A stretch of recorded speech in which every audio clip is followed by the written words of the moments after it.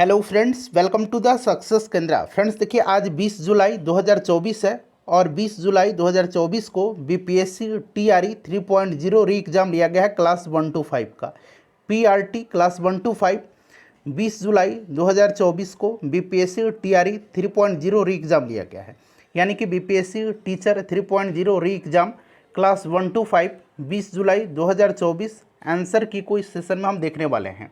जिन्होंने भी एग्ज़ाम दिया है वो लोग अपने आंसर की मिला लीजिए, और जो लोग बीपीएससी टीआरई 4.0 देने वाले हैं वो लोग इसको ध्यान से देखिए किस प्रकार से प्रश्न जो है बीपीएससी इस बार पूछा है। चलिए एक बार सभी लोग इसको लाइक कर दीजिए, और जब पूरा देख लीजिएगा तो इसे कम से कम एक ग्रुप में ज़रूर शेयर कर दीजिएगा। तो देखिए फ्रेंड्स, जैसे मैंने आपको बताया है कि आज बीपीएससी टीआरई 3.0 री exam class 1 to 5 20 July 2024 question paper answer की को हम लोग डिस्कस करने वाले हैं। जिन्होंने भी एग्ज़ाम दिया है वो लोग अपना आंसर मिला लीजिएगा, और जो लोग बीपीएससी टीआरई 4.0 देना चाहते हैं वो लोग इसको देखिए कि बीपीएससी इस बार प्रश्न किस प्रकार से पूछा है। देखिए फ्रेंड्स, यहाँ पर देखिएगा हम लोग स्टार्ट कर रहे हैं 146 नंबर है, और पूरा इसमें क्वेश्चन पेपर होगा। आपको भरे सीरियल वाइज नहीं है लेकिन पूरा क्वेश्चन है इसमें। देखिए, निम्न में से कौन भारत के प्रथम निर्विरोध एवं सर्वसम्मति से निर्वाचित राष्ट्रपति हुए थे? तो ये आपको पता है, ये नीलम संजीव रेड्डी हैं। ठीक है ना, नीलम संजीव रेड्डी। उसके बाद देखिए अगला प्रश्न ज्योग्राफी का है कि निम्न में से कौन सा दक्षिण से उत्तर की ओर, साउथ से नॉर्थ की ओर हिमालयन पर्वतमालाओं का सही क्रम दिया गया है? तो सही क्रम आपका होगा पीर पंजाल, जास्कर, लद्दाख और काराकोरम। तो यहाँ पर देखिए बी राइट आंसर इसका हो जाएगा। चलिए उसके बाद देखिएगा कि बिहार में वहाबियों की गतिविधियों का मुख्य केंद्र कौन सा था? तो ऑप्शन ए पटना। देखिए बिहार स्पेशल के मैक्सिमम क्वेश्चन हमारे वीडियो से आए हुए हैं। ठीक है ना। चलिए मॉडर्न हिस्ट्री जो मैंने करवाया था वो भी बहुत सारा सुभाष चंद्र बोस वाला मैंने कराया था। ठीक है ना, आगे आपको मिलेगा, मैं बताऊंगा। तो अगर आप टीआरई 4.0 की तैयारी करना चाहते हैं तो चैनल को सब्सक्राइब कर लीजिए। देखिए हवा की गुणवत्ता एवं वायु प्रदूषण नियंत्रण में एसपीएम का अर्थ पूछा गया है। तो एसपीएम मतलब आपको पता है सस्पेंडेड पार्टिकुलेट मैटर होता है। तो अगर इंग्लिश वाला ऑप्शन होता तो आपको ज़्यादा सुविधा होता। ठीक है ना, तो मेरे हिसाब से तो हिंदी में निलंबित कणिका तत्व ही होना चाहिए, अंग्रेजी में इसका सस्पेंडेड पार्टिकुलेट मैटर होता है। ठीक है ना। चलिए उसके बाद देखिए पूछा गया था कि पद्मश्री उषा किरण खान, ये उषा किरण खान है, निम्नलिखित उपलब्धियां उनकी क्या हैं? तो देखिए फ्रेंड्स, इनको जो है भारत भारती 2019 में दिया गया था, और इनकी अनुरत प्रश्न है। ठीक है ना, ये इन्हीं की रचना है अनुत्तरित प्रश्न। ठीक है, तो इसका आंसर उपरोक्त में से एक से अधिक होना चाहिए। ठीक है, चलिए उसके बाद चलेंगे अगला प्रश्न करेंगे। अब इस वाले पेज का हो गया। देखिए फ्रेंड्स, थोड़ा सा वीडियो का क्वालिटी आप लोग बढ़ा लीजिए। देखिए निम्नलिखित में से कौन सा 3 मई 2023 से मणिपुर में जाति हिंसा का महत्वपूर्ण कारण था? तो मणिपुर में जो जातीय हिंसा हुई थी इसका मुख्य कारण देखिए मैती समुदाय को जनजाति का दर्जा दिया जाना, और कुकी समुदाय के लिए आरक्षित नौकरियों में मैती समुदाय का हिस्सा दिया जाना। तो यहाँ से एक से अधिक इसका आंसर होना चाहिए, ऑप्शन डी। ठीक है ना। चलिए उसके बाद देखिएगा कि निम्न में से कौन भारत के प्रधानमंत्री थे जब 73वां और 74वां संविधान संशोधन अस्तित्व में आया था? तो ये पीवी नरसिम्हा राव थे। चलिए उसके बाद देखिएगा कि ये रीजनिंग का प्रश्न है। रीजनिंग और मैथ मैं छोड़ रहा हूँ। ठीक है ना, यहाँ पर जितने जीके और साइंस करंट अफेयर्स हैं उनको मैं आपको कवर करवा दूंगा।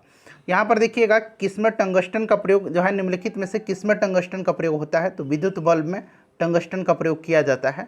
उसके बाद देखिए ये वाला प्रश्न मैंने कराया था ना कि जो आज़ाद हिंद फौज का पर जो मुकदमा चलाया गया था, जिसको दिल्ली के लाल किले मुकदमे से नाम से जाना जाता है, ये 1945 में चलाया गया था।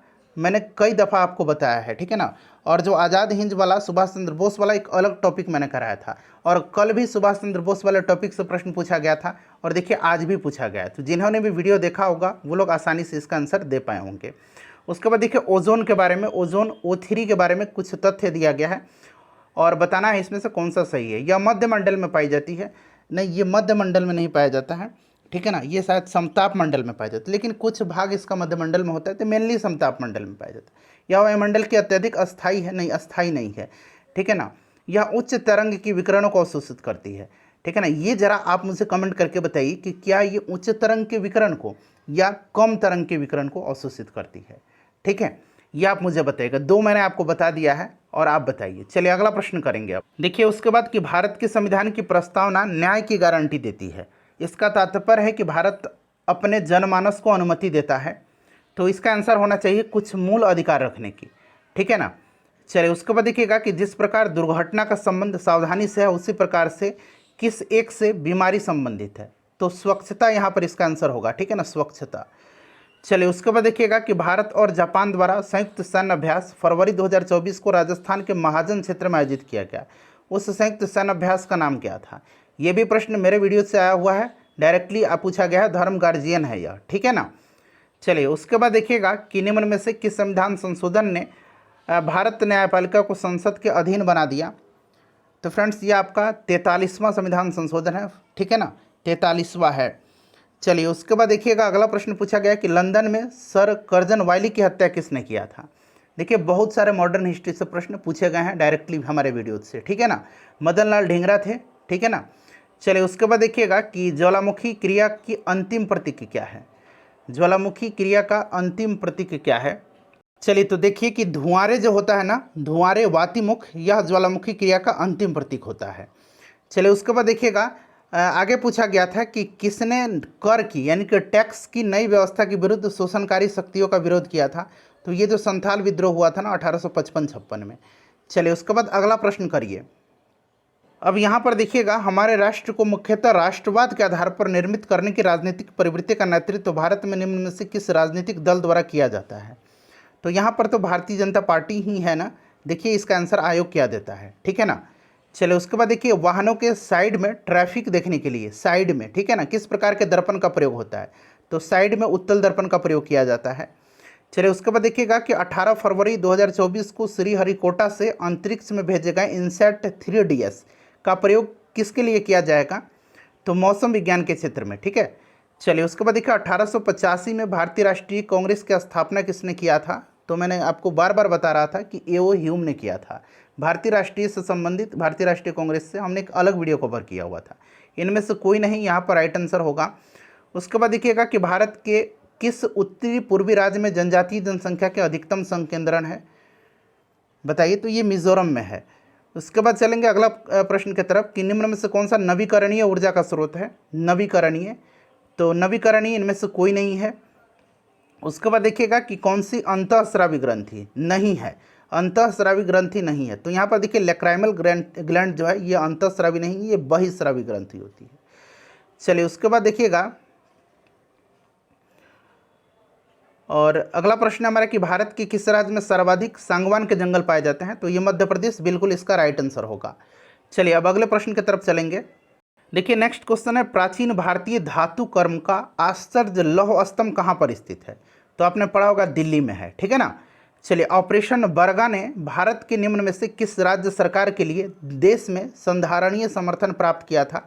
तो ऑपरेशन बरगा ये पश्चिम बंगाल से संबंधित है। तो यहाँ पर देखिए पश्चिम बंगाल में राज्य सरकार, ठीक है। चलिए महात्मा गांधी के राजनीतिक गुरु कौन है। तो गोपाल कृष्ण गोखले हैं।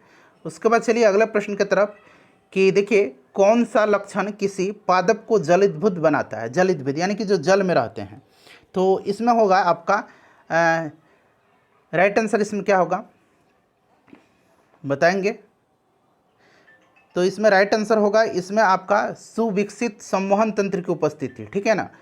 चलिए उसके बाद नेक्स्ट क्वेश्चन की तरफ बढ़ेंगे कि मानव आँख की फोकस दूरी में परिवर्तन निम्नलिखित में से किसके कारण होता है। मानव आँख की फोकस दूरी में परिवर्तन किसके कारण होता है। तो ये सिलियरी मसल के कारण होता है। चलिए अगले प्रश्न की तरफ बढ़ेंगे। नेक्स्ट क्वेश्चन अब हम लोग कर लेंगे। चलिए नेक्स्ट क्वेश्चन है कि वायुमंडल अपनी अधिकतम ऊर्जा प्राप्त करती है। तो ये सूर्य से अधिकतम ऊर्जा प्राप्त करती है। उसके बाद चलिए अगला प्रश्न देखिए पूछा गया है। यहाँ पर देखेंगे कि भारतवर्ष तथा उसके पड़ोसियों के संदर्भ में निम्नलिखित में से कौन सा कथन सही है। तो यहाँ पर देखिए भारत जो है गुटनिरपेक्ष आंदोलन के संस्थापकों में से एक था, ठीक है। और पंचशील सिद्धांत हेतु भारत ने दृढ़ निश्चय परिणाम किया था और विदेश नीति जो है भारत की अहिंसा पर आधारित है। तो ऑलरेडी एक से अधिक इसका आंसर होना चाहिए, ठीक है ना। चलिए उसके बाद देखिएगा कि विद्युत फ्यूज किस प्रभाव पर कार्य करता है। तो ये विद्युत धारा के तापीय प्रभाव पर कार्य करता है, ठीक है, तापीय प्रभाव पर। उसके बाद देखिए उल्टे और सीधे दोनों प्रकार के पारिस्थितिक पिरामिड किस में पाए जाते हैं। तो ये आपके बायोमास में पाए जाते हैं। तो जीवन भार यहाँ पर हिंदी में दिया गया, जीवन भार का पिरामिड। चलिए अगला प्रश्न करेंगे अब। यहाँ पर देखिए, इंदिरा गांधी राष्ट्रीय कला केंद्र ने संपूर्ण भारत में भाषा सर्वेक्षण पर भाषा एटलस बनाया। यह केंद्रीय संस्कृति मंत्रालय के अंतर्गत एक स्वायत्त निकाय है। भारत के भाषा एटलस से क्या अभिप्राय है? तो ये जो भाषा एटलस बनाया गया ना, जो जगह जगह क्षेत्रीय भाषाएं हैं उनको बढ़ावा देने के लिए। तो यहाँ पर देखिए, भारत का प्राकृतिक मानचित्र, भारत में एक लैंग्वेज मैपिंग प्रोजेक्ट, एक नहीं ये अलग अलग। तो मेरे ख्याल से इसका आंसर इनमें से कोई नहीं होना चाहिए। उसके बाद देखिएगा अगला प्रश्न है कि कौन सा एक वानस्पतिक हार्मोन है? तो मैंने बताया था ना कि साइटोकाइनिन, जिब्रेलिन्स, एब्सिसिक एसिड, ठीक है ना, ऑक्सिन, ये सभी पादप हार्मोन होते हैं। यहाँ पर देखिए साइटोकाइनिन दिया गया है। चलिए उसके बाद देखिए, एक खाद्य श्रृंखला में कौन से पोषक स्तर का ऊर्जा स्तर सबसे अधिक है? तो ये उत्पादक का। उसके बाद चलिए अगला प्रश्न है कि राष्ट्रीय उद्यान में सुरक्षा दी जाती है। तो राष्ट्रीय उद्यान में संपूर्ण पारिस्थितिक तंत्र को जो है सुरक्षा प्रदान की जाती है। नेक्स्ट क्वेश्चन पूछा गया था कि 22 अप्रैल को मनाए जाने वाले पृथ्वी दिवस का संबंध, तो वातावरण से संबंधित जो है अवेयरनेस बढ़ाने के लिए, जागरूकता बढ़ाने के लिए। तो ऑप्शन यहाँ पर ए राइट आंसर होगा। चलिए अगले प्रश्न की तरफ चलेंगे अब। चलिए यहाँ पर देखिए पूछा गया है कि शांत वैली, साइलेंट वैली कहाँ पर है? तो ये आपको भी पता है, साइलेंट वैली केरल में है, ठीक है ना। चलिए यहाँ पर देखिएगा, कांग्रेस समाजवादी दल की स्थापना पूछा गया है, सोशलिस्ट पार्टी का। तो 1934 में हुआ था, लेकिन यहाँ पर महीना पूछा गया, तो मई महीना यहाँ पर होगा। चलिए अगले प्रश्न की तरफ। देखिए नेक्स्ट क्वेश्चन है कि बायोमास का प्रमुख घटक कौन सा है? तो आपको पता है मीथेन है। देखिए वायुमंडल में ऑक्सीजन का वृहद एवं उच्च स्रोत क्या है? तो वायुमंडल में ऑक्सीजन का वृहद एवं उच्च स्रोत जो है ये समुद्री पौधे के प्रकाश संश्लेषण से, ठीक है ना। तो ऑप्शन बी इसका आंसर होगा। चलिए उसके बाद देखेंगे, हाँ इधर अब नहीं है, ऊपर मैथ का क्वेश्चन दिया गया है। चलिए अब अगले प्रश्न की तरफ बढ़ेंगे। चलिए उसके बाद देखिए कि बाढ़ को रोकने के लिए सबसे उत्तम विधि क्या है? तो वृक्षारोपण है, वन रोपण है, ठीक है ना। बिहार का उग्र कृषक नेता कौन थे? तो स्वामी सहजानंद सरस्वती हैं, ये कृषक नेता थे, किसान नेता थे। चलिए उसके बाद देखेंगे नेक्स्ट क्वेश्चन हमारा कि संघ इकाइनोडर्मेटा के लिए क्या सत्य है? तो देखिए इसमें जो होता है विशिष्ट जल संवहन नाल तंत्र होता है इसमें, ठीक है। उसके बाद देखिए भारतवर्ष में संपूर्ण आर्थिक उदारीकरण किस वर्ष प्रारंभ हुआ था? तो ये 1991 के पश्चात हुआ था। उसके बाद चलिए अगला प्रश्न देखिएगा कि बंकिम चंद्र चटर्जी का उपन्यास आनंद मठ प्रकाशित किया गया था।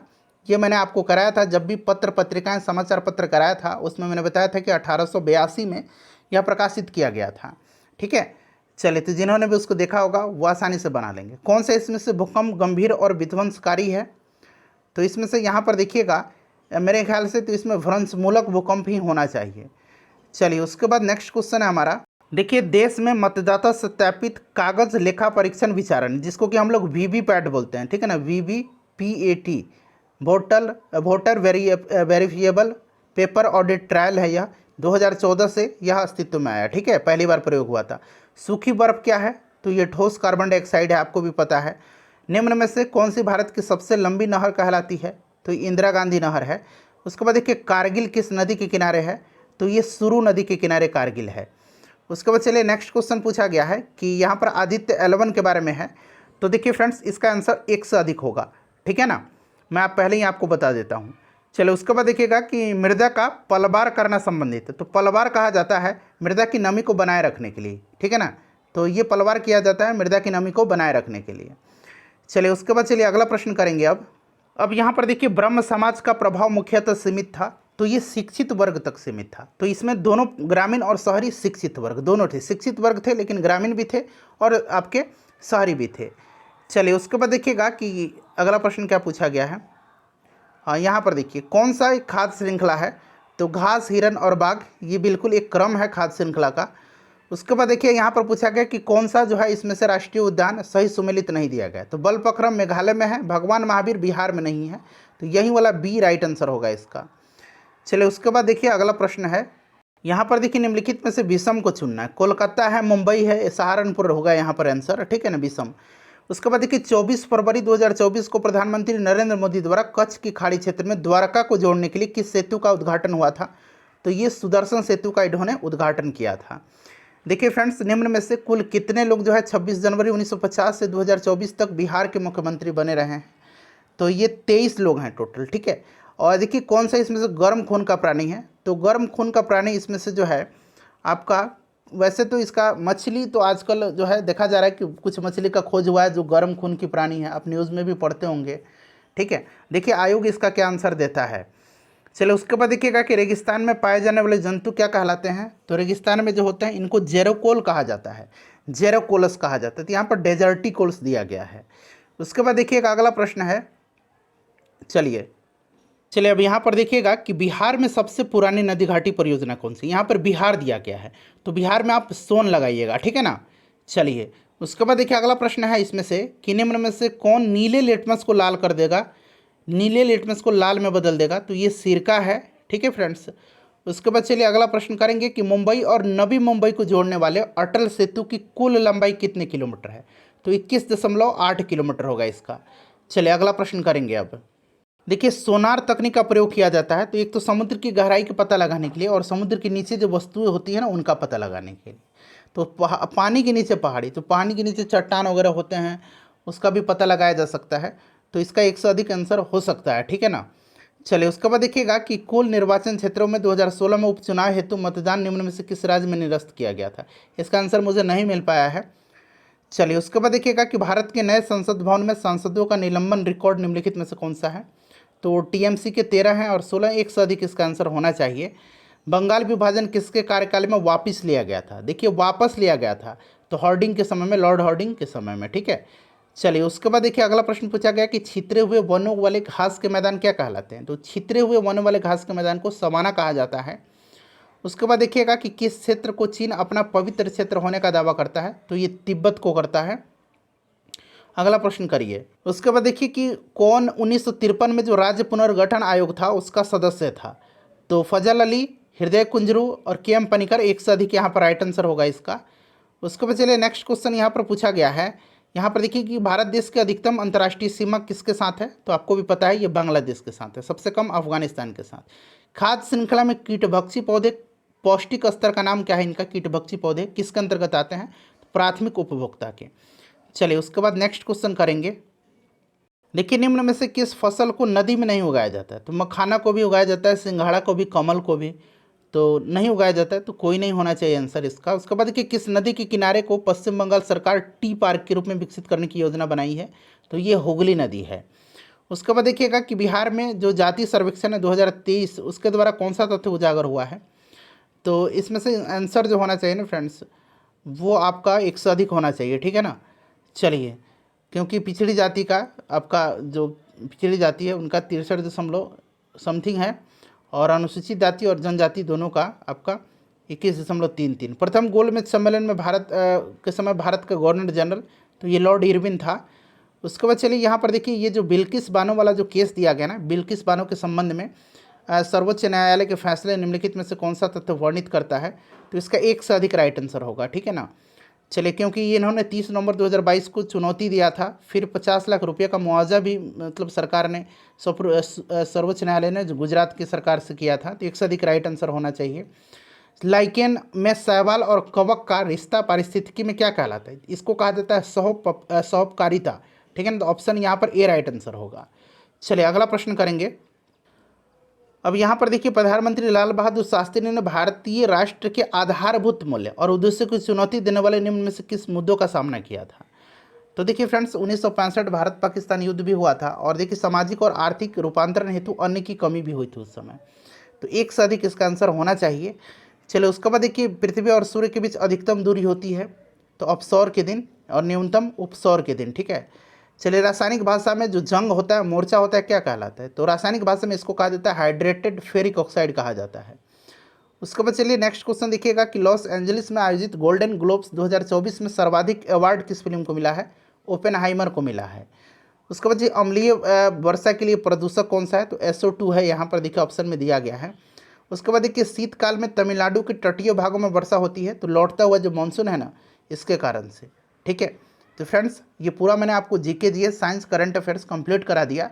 लाइक कर दीजिए और इसको शेयर कर दीजिए।